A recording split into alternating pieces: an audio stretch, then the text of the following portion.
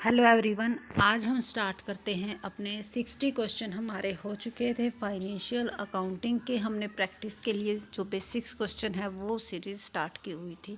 तो अब स्टार्ट करते हैं हम 61 से।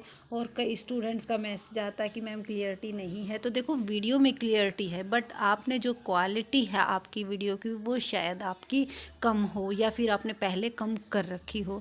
तो उसको जो साइड में जो हमारे क्या होते हैं यूट्यूब वीडियो के यहाँ पे साइड में क्या होते हैं, 3 पॉइंट होते हैं।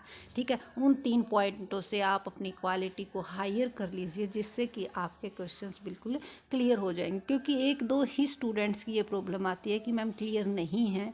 तो देखो, वीडियो बिल्कुल क्लियर होती है, लेकिन कई बार ऐसा हो जाता है कि वीडियो क्लियर नहीं होती है, लेकिन जो इनकी क्वेश्चंस की जो हम वीडियो डालते हैं वो बिल्कुल क्लियर है।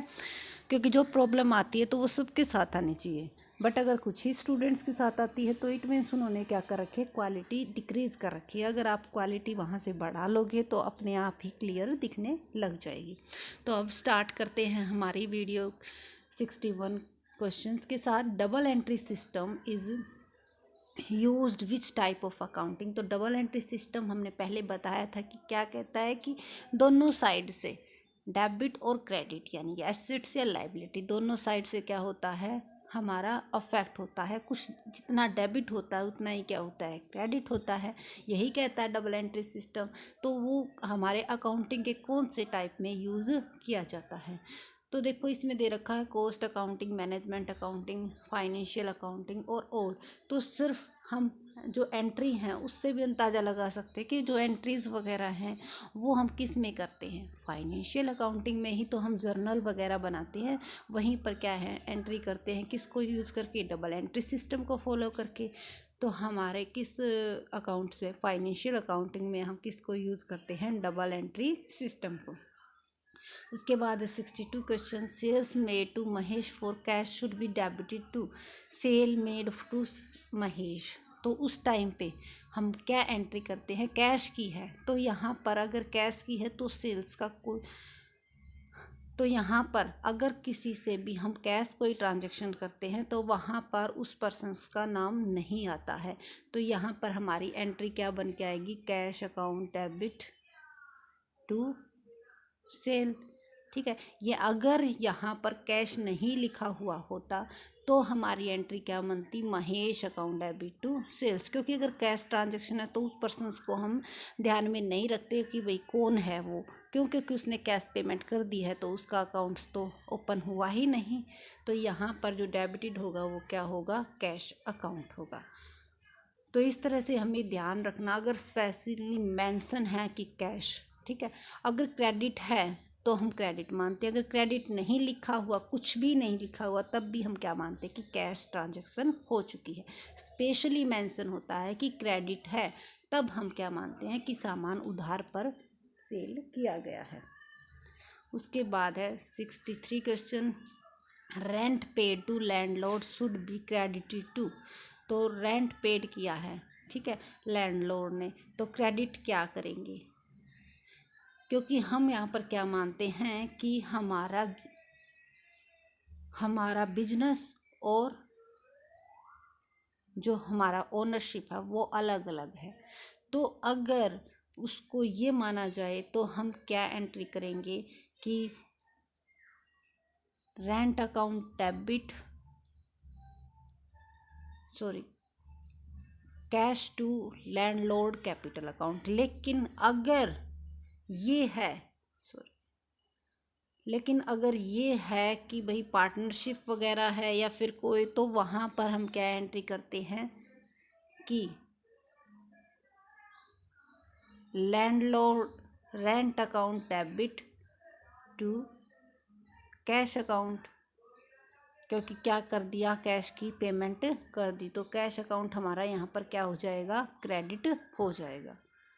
उसके बाद है 60, cash discount allowed to a debtor should be credited to.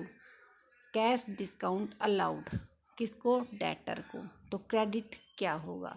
तो इस टाइम पर हम क्या एंट्री करेंगे, तो पहले हमें ये देखना है कि कैश हमें मिला है या क्या हुआ है, हमने किसी को दिया है। तो यहाँ पर क्या लिखा हुआ है, अलाउड लिखा हुआ है। इसका मतलब हमने क्या किया है, सेल की है और उसके साथ किसी को हमने क्या कर दिया है, डिस्काउंट, उसको उस चीज़ पर डिस्काउंट हमने दे दिया है। ताकि हमारी कई बार क्या होता है कि जल्दी पेमेंट करवाने के लिए या फिर कुछ चीज़ें ऐसी हैं कि हम ये सोचें कि ज़्यादा से ज़्यादा सेल हो जाए, तो उस पर हम क्या दे देते हैं, डिस्काउंट दे देते हैं। तो उस टाइम हम क्या एंट्री करते हैं, जो हमारा जितना का हमें कैश रिसीव हुआ है वो हमारा किस में आ जाएगा, कैश अकाउंट में, और बाकी का जो है हमारा डिस्काउंट ऑन डेटर में क्या हो जाएगा, डेबिट और क्रेडिट।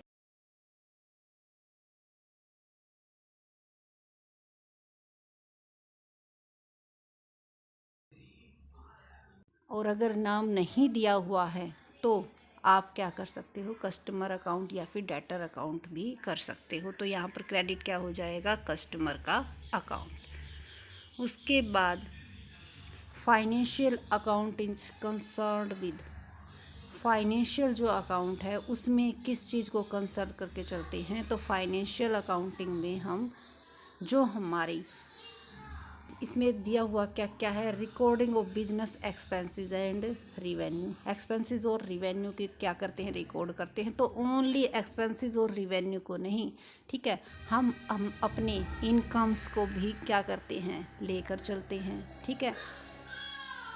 तो ये तो बात सही नहीं हुई।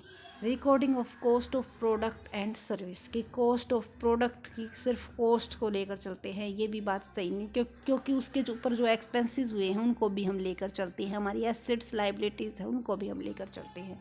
Recording of day to day business transaction, तो यहाँ पर इसका आंसर आ जाएगा ऑप्शन नंबर सी, क्योंकि जो डेली हम क्या बनाते हैं, जर्नल बनाते हैं, डेली हम एंट्रीज करते हैं, ठीक है। जो हमारी डेली की बिजनेस में रूटीन जो भी हमारी ट्रांजैक्शन होती है उन सभी को क्या किया जाता है, उनकी रिकॉर्ड किया जाता है। तो इसका आंसर आ जाएगा हमारा recording of day to day business transaction, option number C. तो ये थे हमारे फाइनेंशियल अकाउंटिंग के कुछ इम्पोर्टेंट क्वेश्चन जो कि हमारे स्टूडेंट्स ने हमारे पास भेजे थे। तो उन सभी को हमने सॉल्व करवा दिया है। और थैंक यू। जब भी आप हमारे कमेंट का रिप्लाई देते हो या फिर कोई कमेंट करता है तो हमें बहुत अच्छा लगता है, क्योंकि हमारे लिए सिर्फ वही मोटिवेशन का काम करता है। तो ज़्यादा से ज़्यादा वीडियो को शेयर कीजिए। और अगर कुछ भी आपको समझ में नहीं आता, हम बार बार यही कहते हैं, अगर किसी क्वेश्चंस पर आपका डाउट है कि आंसर रॉन्ग है या फिर कोई क्वेरी है तो आप कमेंट सेक्शन में ज़रूर बताइएगा। Thank you.